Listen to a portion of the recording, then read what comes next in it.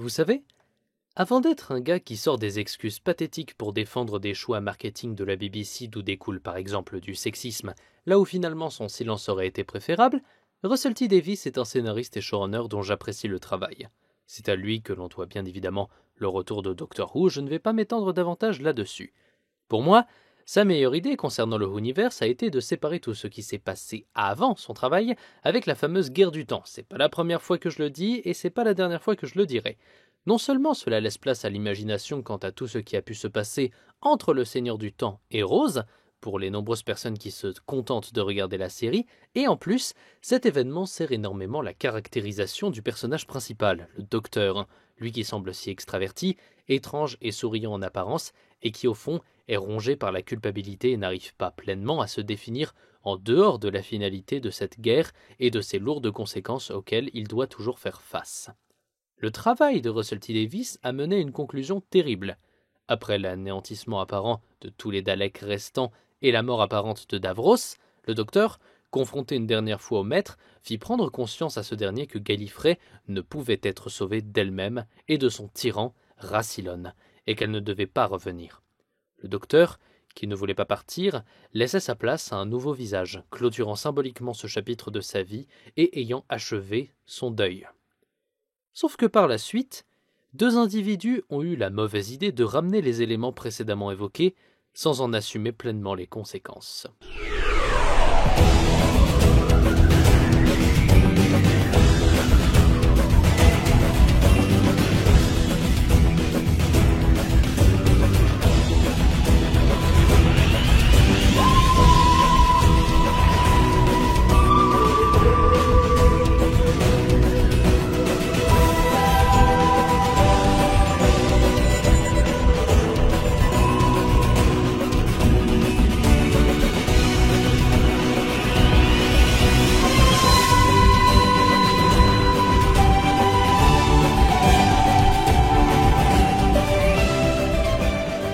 Les deux individus dont je parlais en introduction ne sont autres que Steven Moffat, le scénariste qui a succédé à Russell T Davies comme showrunner de 2011 à 2017, ainsi que Mark Gatiss, connu pour son travail dans le Whoniverse comme acteur et scénariste, et les deux sont connus pour avoir bossé sur Sherlock ensemble. Avant toute chose, je tiens à dire que j'aime bien l'ère Moffat. Elle a des aspects qui me charment comme des aspects qui me rebutent au plus haut point. Elle a mis en avant des idées et concepts qui sont très bons, et d'autres qui le sont beaucoup moins. Voilà. Je vous préviens juste maintenant pour pas qu'on se dise que je déteste Steven Moffat et que je ne suis qu'un haineux. Remarque, je ne devrais pas spécialement en avoir quelque chose à faire étant donné que même avec des arguments, on se fait rapidement traiter de hater par les gens qui n'en ont pas. Bref, un des problèmes que j'ai avec le travail de Steven Moffat est que trop souvent, à mon goût, il n'assume pas les conséquences scénaristiques de ce qu'il met en place ou de ce qui est mis en place durant sa run. Et ça commence par exemple avec l'épisode de la victoire des Daleks, écrit par Mark Gatiss, justement, et réalisé par Andrew Gunn. Le pitch est simple. Le 11e Docteur et Amy se retrouvent en pleine Seconde Guerre mondiale à Londres et rendent visite à ce bon vieux Winston Churchill, et découvrent avec horreur que celui-ci utilise des Daleks contre l'armée allemande.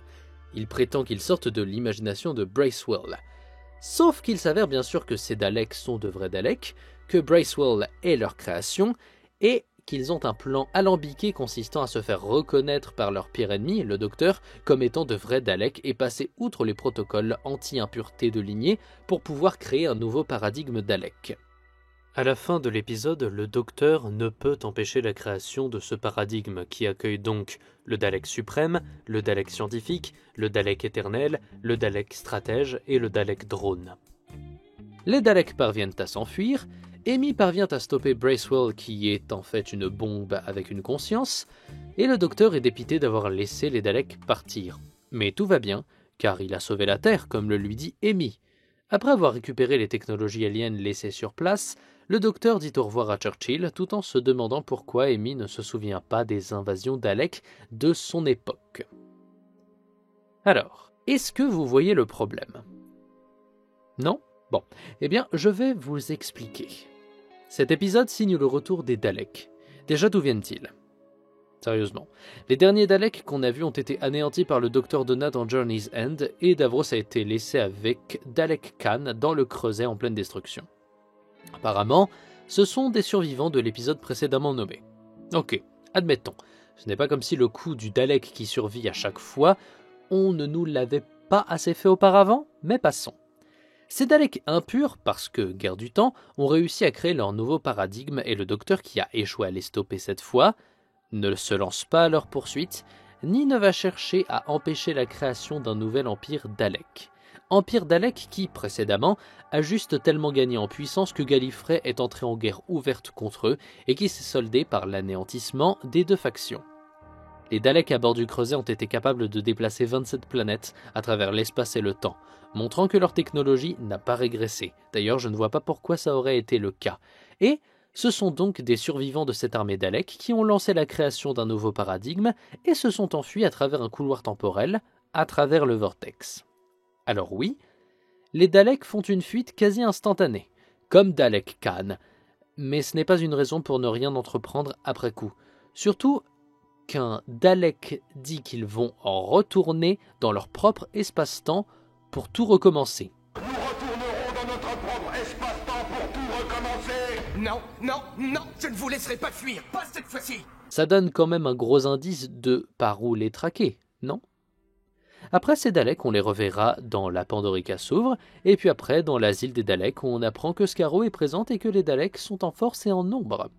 Conclusion, le Docteur a laissé partir des adversaires aussi dangereux que pendant la guerre du temps, mais surtout il ne les a pas traqués et n'a pas empêché l'essor de leur nouvel empire, là où par le passé seuls les seigneurs du temps ont véritablement pu s'opposer à eux. Ce qui fait que l'univers entier est dans la merde. Et Moffat, et surtout Gatiss, devaient s'en être rendus compte car à la fin de l'épisode, pour tenter de nous faire oublier à quel point la situation est catastrophique, Amy rassure le Docteur en disant que les Daleks sont peu nombreux et qu'il leur faudra du temps avant d'être une menace. Vous pensez encore aux Daleks? Ils m'inquiètent, mais c'est pas nouveau. Faut pas vous inquiéter, ils ne sont pas en très grand nombre pour le moment. Il leur faudra du temps pour se reproduire. Alors déjà, s'il te plaît, ne parle pas de choses que tu ne connais pas, puisque visiblement tu as oublié les invasions Daleks, et ensuite, oui, tiens, excellent argument. Laissons-leur le temps de se reconstituer, ce serait bête de s'en débarrasser avant que ça dégénère à nouveau. C'est dingue, hein, que ce soit pour cet épisode ou pour Les Anges près de Manhattan, les justifications à une situation sont complètement piteuses. Moi j'aime bien cet épisode en vrai, mais le problème, c'est qu'il n'a pas de suite. Là où la fuite de Dalek Khan avait pour conséquence le fil rouge de la saison 4, là, il n'y a rien. Le but de cette histoire étant, dans l'optique du soft reboot induit par cette saison, était de faire revenir les Daleks avec un nouveau design qui n'a pas été très apprécié, ce qui est bien dommage. Mais ensuite, il se passe quoi pour les Daleks ? On ne sait pas.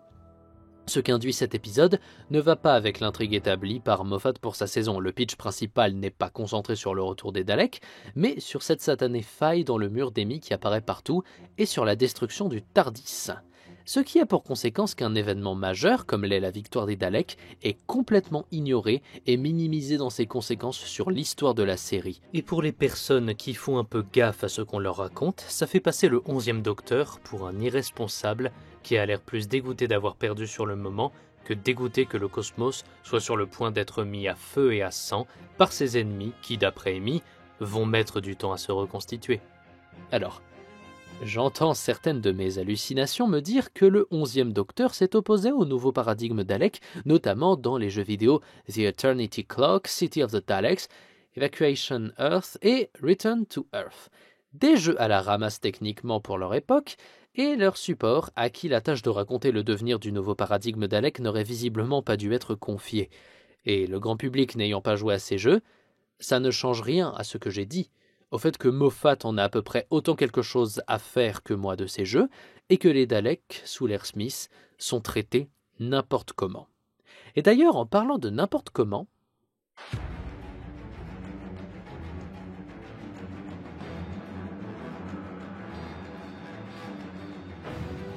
j'ai passé toute ma vie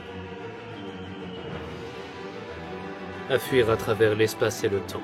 Avant ça, j'ai passé chaque heure, de chaque minute, de chaque seconde de mes 900 ans et des poussières à me battre pour obtenir la paix dans un univers en guerre. Mais ça je le fais plus trop, je préfère faire profil bas et me lamenter sur la mort de mes proches qui ne sont pas morts parce que scénario. Ceci dit, le temps est une fois de plus venu de me défausser de toute responsabilité. Mon avenir se jouera en un instant, un moment qui me permettra d'éviter les ennuis, et plus spécifiquement l'un d'entre eux.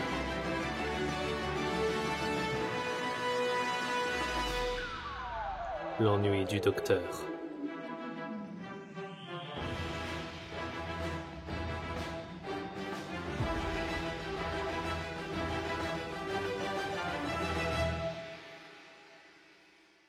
Car oui, maintenant, la voie est ouverte pour vous parler enfin du jour du docteur et de pourquoi je n'aime pas du tout cet épisode. Et rassurez-vous, rien ne va être assumé ici. Enfin, pas par moi en tout cas. À mon sens, d'un point de vue scénaristique, le jour du docteur est une catastrophe, car cette histoire revient sur une situation terminée depuis un moment, et y trouve une alternative sans en modifier les enjeux du tout, mais en nous mettant du pathos pour nous faire accepter le fait que c'est une bonne chose de sauver Gallifrey du moment. Mais oui, vous vous souvenez de ces 2,470 milliards d'enfants que le 11e docteur a oubliés, et pas le 10e? Ces si nombreux enfants de cette grande planète désertique, et dont on ne connaît que deux cités, qu'est Gallifrey, n'est-ce pas? Tous ces enfants qu'on mentionne et que le docteur n'ira pas sauver de la tyrannie de Rassilon après avoir sauvé Gallifrey, mais qui le fera malgré lui, parce que Clara est plus importante que tout, j'imagine. Et aussi, pour vous convaincre qu'il faut sauver Gallifrey, qui ressemble à ça avec lui à sa tête, on rappelle, mais qui a beaucoup d'enfants donc ça va, on n'oubliera pas d'inclure une nouvelle incarnation du Docteur, qui n'est pas le Docteur, car il s'en est refusé le nom pour être un guerrier qui terrifie ses incarnations futures, et dont il serait bien de contrer l'action parce que ce n'était pas bien de faire ce qu'il a fait. Sauf que ça ne marche pas. Et cela pour une raison très simple, le guerrier est un personnage non assumé. Remarque, il n'est tellement pas assumé qu'il est introduit comme étant le docteur et appelé le docteur de la guerre. À aucun moment, c'est cocasse, je n'ai l'impression d'avoir un guerrier face à moi. Juste un vieux qui semble être davantage le docteur que ses incarnations futures. Pourtant, John Hurt a les épaules pour porter des rôles tragiques et durs, il l'a fait pendant une bonne partie de sa carrière. Mais à la place, on a ça. L'un de vous a perdu un fez. Vous le sentez, le guerrier, là ? Genre dans cette scène où ils se rencontrent. Pourquoi ce sont 10 et 11 qui pointent par réflexe leur tournevis vers le vieux plutôt que l'inverse ? Pourquoi le docteur de la guerre n'est pas agressif et poli comme tout ? Pourquoi il est filmé en plongée et a l'air minuscule en comparaison du 10e et du 11e docteur ? Je ne demande pas à ce qu'il soit filmé forcément avec une contre-plongée monstrueuse et à ce qu'il se balade avec un fusil laser, parce que ce serait réducteur d'attendre ça d'un guerrier apparemment, et qu'il y a plein de façons diverses de se battre, je sais, mais quand même. De ce que je vois, la première excuse mise en place pour justifier l'aseptisation de ce personnage qui a été introduit comme un guerrier est de partir du fait que c'est la fin de la guerre et que donc il est fatigué de combattre. Comme Christopher Eccleston à la fin de la saison 1. Alors oui, il tague un mur avec un fusil, il défonce des Daleks avec son TARDIS, certes, et puis voilà. C'est tout.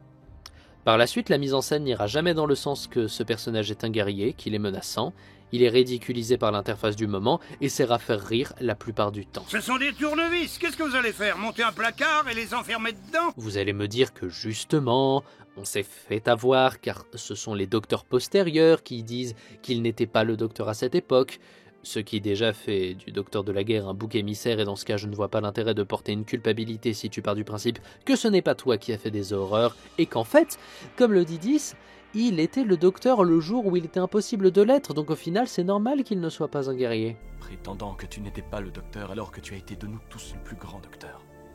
Tu étais le docteur le jour où il n'était pas possible de faire ce qu'il fallait. Sauf que non, car le docteur de la guerre refuse lui-même durant toute sa vie de s'appeler docteur. Oubliez ce nom, j'ai perdu le droit de me faire appeler docteur. Sauf que, il est resté le docteur. N'a jamais commis de crime de guerre autre que l'activation du moment et a toujours cherché à sauver tout le monde, se refusant à sacrifier la moindre vie. L'enjeu dans la nuit du docteur, quand le 8e veut se régénérer, est de devenir un guerrier, pas un docteur car l'univers n'en a plus besoin. Et c'est parce que cette promesse scénaristique a été trahie que je déteste l'idée du docteur de la guerre. car il ne se démarque pas du 8e. Tout ce qu'il a fait aurait pu être accompli par les autres docteurs, et voire pour certains avec plus de facilité, comme le 6e, qui est assez violent, le rappel, et le 7e pour qui la fin justifie les moyens et qui a quand même détruit Scarrow. J'ai écouté pas mal d'audios qui mettent en scène le personnage du docteur de la guerre, et il n'a jamais sacrifié de vie innocente pour gagner des batailles. Jamais il n'a abattu un Dalek avec un canon ou un fusil. Jamais il n'a tenu d'armes pour se battre. Du moins, c'est ce qu'on veut nous faire croire. Il n'y a que dans un seul média que le docteur de la guerre est fidèle à son idée de base, étant un guerrier, et c'est chez Titan Comics, où la seconde vague du 11e docteur explore un segment de la vie du guerrier, et où il est fusil laser au poing, et il n'hésite pas à s'en servir. Mais cette idée ne sera pas retenue par la série, qui, parce qu'elle doit être quelque chose de familial, j'imagine, ne peut se permettre de dénaturer le héros en un personnage trop sombre. Et c'est pour cette raison que dans Hellbent, on a ça. Il y avait un adage, monsieur, lors de la guerre du temps. Quel adage? La première chose que vous remarquerez chez le docteur de la guerre, c'est qu'il est désarmé. Et pour beaucoup, ce sera la dernière. Le voilà, votre guerrier qui n'a pas d'armes et qui cherchera à sauver tout le monde sans être prêt à des sacrifices pour y parvenir. Alors je tiens à préciser qu'il n'a pas toujours pu sauver tout le monde, tout comme le docteur n'a pas toujours réussi à sauver tout le monde dans ses différentes vies. Oui, ça pèse sur sa conscience, mais ce n'est pas comme s'il avait voulu tuer des gens.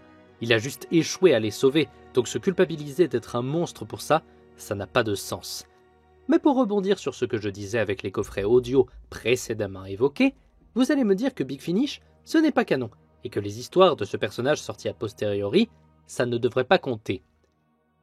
Et moi, je vais vous répondre que les histoires de chez Big Finish doivent forcément suivre certaines règles, surtout avec des personnages qui ne sont pas les leurs et qu'ils ne peuvent pas écrire comme ils le veulent. Si le docteur de la guerre agit quasiment comme le docteur normal, c'est parce qu'il n'est pas envisageable qu'il agisse autrement, et que donc, son écriture est bel et bien régie par celle de la série. Vous pouvez vous imaginer que le docteur de la guerre a effectivement commis des atrocités, mais j'ai le regret de vous annoncer que votre imaginaire ne sera pas en accord avec le respect du canon de la série, contrairement à Big Finish. La première chose que vous remarquerez chez le docteur de la guerre, c'est qu'il est désarmé. Et c'est pour ça que je rage autant que McGann n'ait pas été officiellement le docteur de la guerre.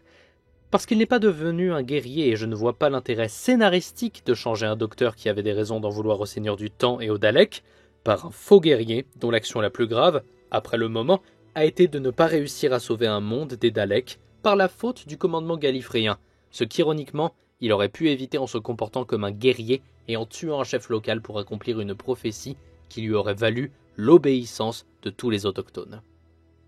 Le 8e docteur a perdu bon nombre de proches par l'action des Daleks et des Seigneurs du Temps, vous le savez maintenant, et aurait pu activer le moment pour sauver l'univers des deux factions.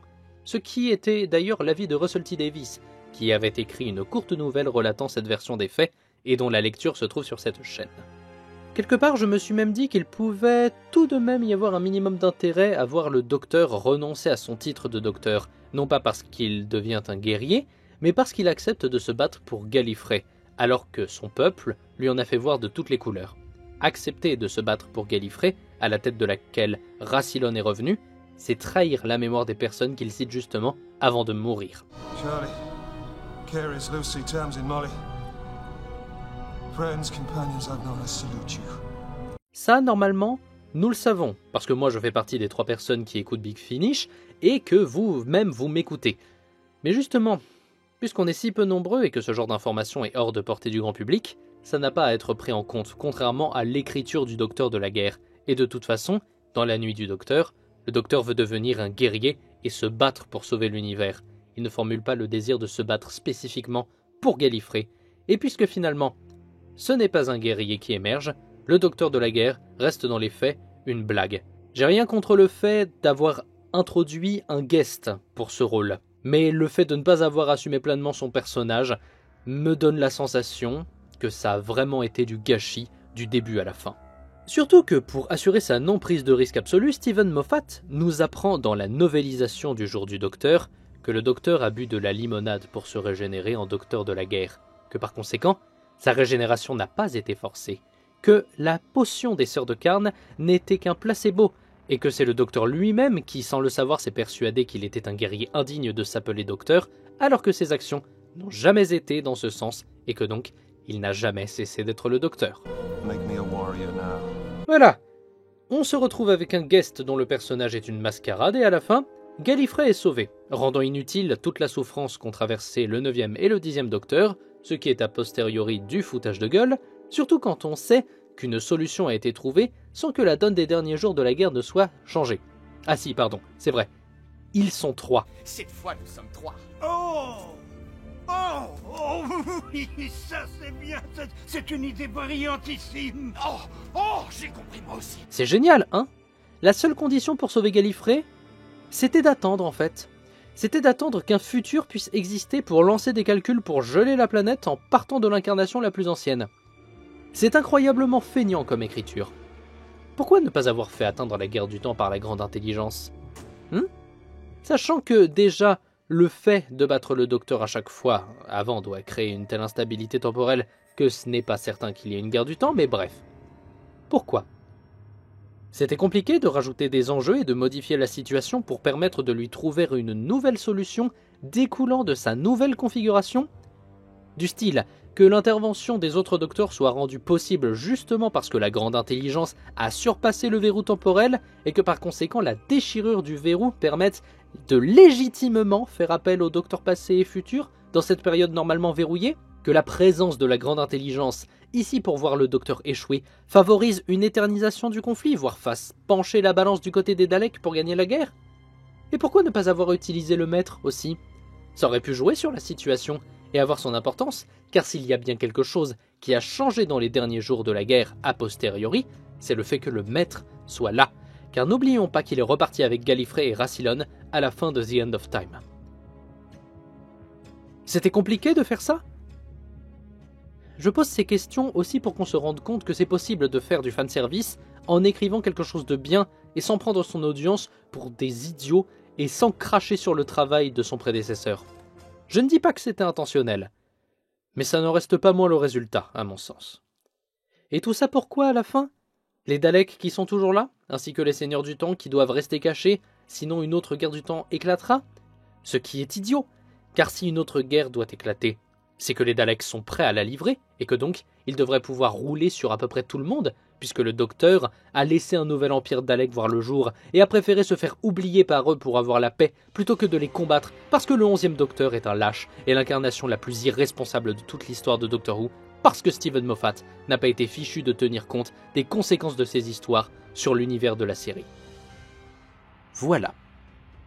Avec ces deux histoires, Moffat a ramené dans Doctor Who les deux factions les plus dangereuses de l'univers de la série sans assumer ce que cela implique, après que RTD se soit efforcé d'en finir avec les Daleks et les Seigneurs du Temps pour passer à autre chose. Ce qui m'énerve, c'est que j'aime les histoires de Moffat. J'ai pas mal apprécié ces saisons, surtout la 5, la 6 et la 10. Je trouve ça génial d'avoir fait ressurgir la grande intelligence comme antagoniste. J'aime beaucoup le travail sur la relation entre le Docteur et Missy, et j'ai adoré par exemple la trilogie d'épisodes avec l'invasion des moines. Et d'un autre côté, il y a ce que j'ai cité précédemment, mais également les fils rouges douteux comme l'hybride, que je vois comme le triomphe de Missy avorté, alors qu'il aurait été intéressant, suite à une saison 8 qui questionnait la moralité du Docteur. Ross, avalez ça. Qu'est-ce que c'est? Faites-moi confiance.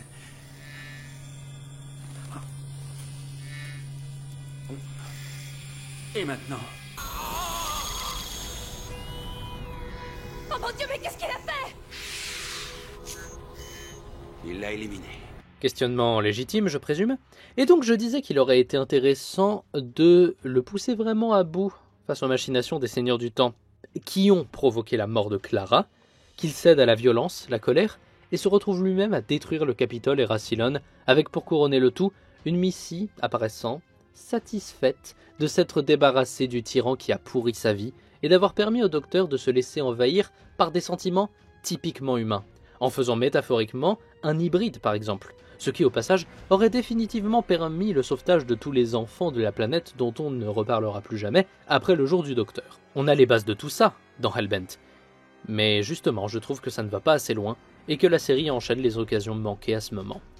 Mais bon, de toute façon c'est commun maintenant de lancer des histoires dont on n'aura pas la conclusion totale, d'introduire des antagonistes et des peuples qu'on ne reverra pas, et de toujours faire revenir les mêmes, même si on les a vus se faire oblitérer 2 épisodes auparavant. Et oui, monsieur Chibnall, au final, J'ai les mêmes reproches à vous faire qu'à votre prédécesseur. Tout ça pourquoi au final ? Eh bien pour vous exposer un problème que j'espère ne plus retrouver dorénavant dans la série.